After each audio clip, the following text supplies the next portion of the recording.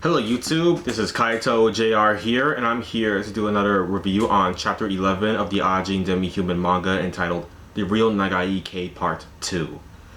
So, we continue off from Part 1 where we see Kei Nagai's fingers on the floor, which tricked Sato into thinking Kei was there, which he's not, and then Kei just sneak attacked him from above and just tried to drive this knife into his spinal cord right here, in his back of the nape of his neck right here.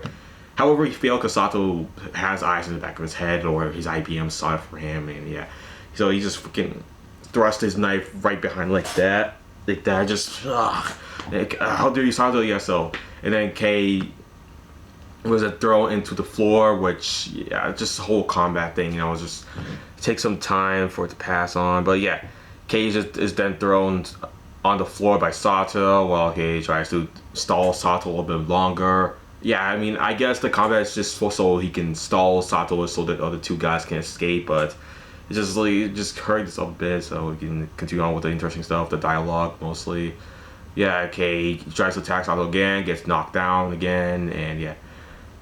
And then, yeah, so these two dissectors to Kei help escape. One of them the nicer one who's going to survive a little bit longer than the other one we don't care about that much because he dies immediately by Sato's IBM in this chapter. Yeah, so he gets a Sharpie so he can just, basically he just do this, it's just right on the freaking, okay, well not right, just draw a straight line and just run around the entire hallway of the facility so he can leave a, it's kind of like this, you know what I mean, right? I mean, he just does that, so like that, and then you see a black line on the wall, which Kei will just fall into until he reaches his destination where he needs to go to, which is outside, so he can leave. Yeah, that's what he's trying to do. So, of course, Sato's gonna be following it as well, and because of this, the guy who wasn't using the freaking Sharpie thing goes into this room. I know he's such an idiot. He actually thought that Sato wouldn't go and check if someone was hiding there, but I don't know. He probably wasn't thinking straight. I mean, because he probably was really scared he might die. So yeah, he went to his room. Sato kind of saw it while he was trying to look for Kei, and then he told his IBM to go into the room while he was just walking away. Sato, so yeah, his IBM was holding a gun. He went inside of the room, and yes, the guy he was able to see the IBM and the reason was because Sato was going through a lot of intense emotion right now because he kind of wants to kill Kei really badly. So yeah, the guy was able to see the IBM. Even Sato explained what I just said. So yeah, the guy died, and it's kind of what pathetic the way to die. Just holy crap, he was like murdered to death by this thing. Like holy shit.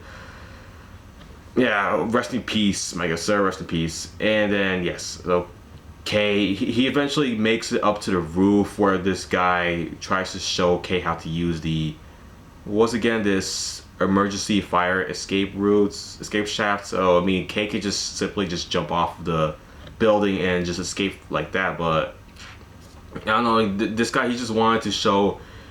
Well, actually, that's not the only reason why he was up there. Just because of that. I mean, he also wanted Kei to help.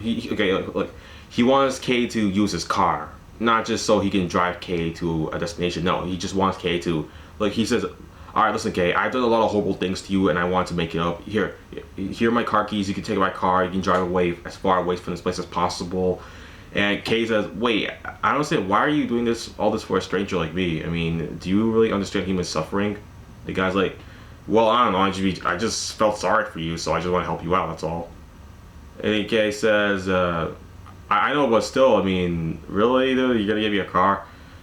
Yeah, and then after that, Sato then appears right there at the end of chapter 11 with a gun pointing at both Kei and the other research guys.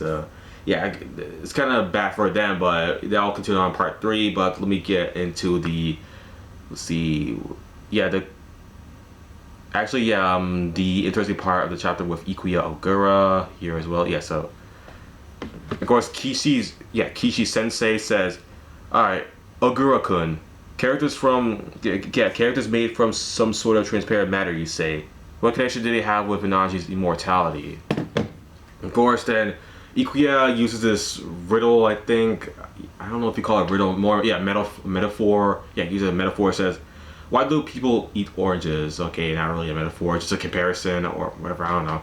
Yeah, uses a comparison and says, because, yeah, the reason people eat oranges, what he says is that because the humans cannot produce vitamin C on their own, so they need to get it from an external source, like oranges, for example. Same thing with Ajins. Ajins cannot create. Yeah, so when an Ajin dies or if loses all the water, sodium, or vitamin C from his body, how does it get it back? I mean, it's not something that can just naturally grow inside of a human being. Human being needs to get that stuff from an outside source. So the IBM has something to do with the immortality of an Ajin.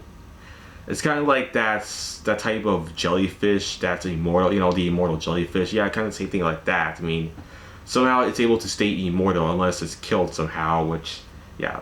Of course, I don't know about that whole recycling thing the immortal jellyfish can do. It's kind of different than the Ajins, to be honest with you, so yeah. But yeah, Ajins, they get their immortality from the IBMs. So yes, the IBMs are made of this unknown substance, which is what Ikuya Ogura said, and that's how they are able to, yeah, because they take that substance, they take all the vitamin C, they get it from the unknown substance of an invisible black matter, and are able to continue on to be immortal, to get all the stuff they need to survive for the human body, like all the sodium that's lost is able to return to the human body.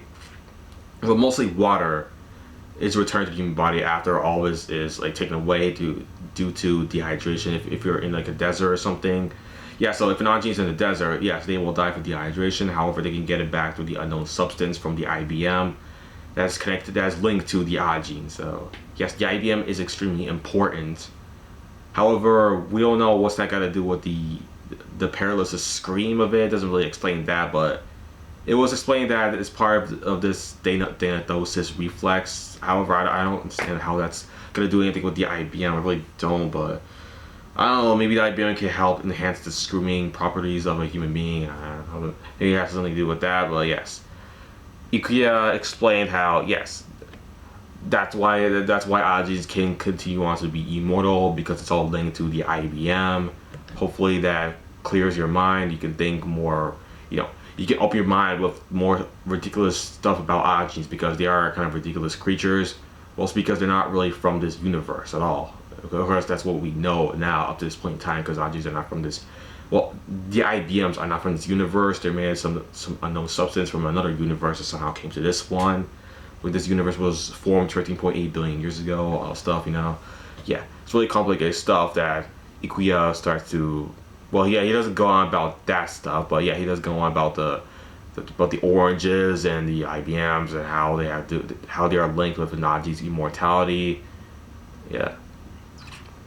However, yeah, that's the end of the chapter, everybody. Pretty short chapter. So, yes, immediately after this video, I'm going to go and try to record part 3. So now, yeah. Alright, follow me on Twitter, follow me on Tumblr, comment down in the comment section below. Alright, so yeah, that's it for my video, everybody. Thanks for watching, and bye.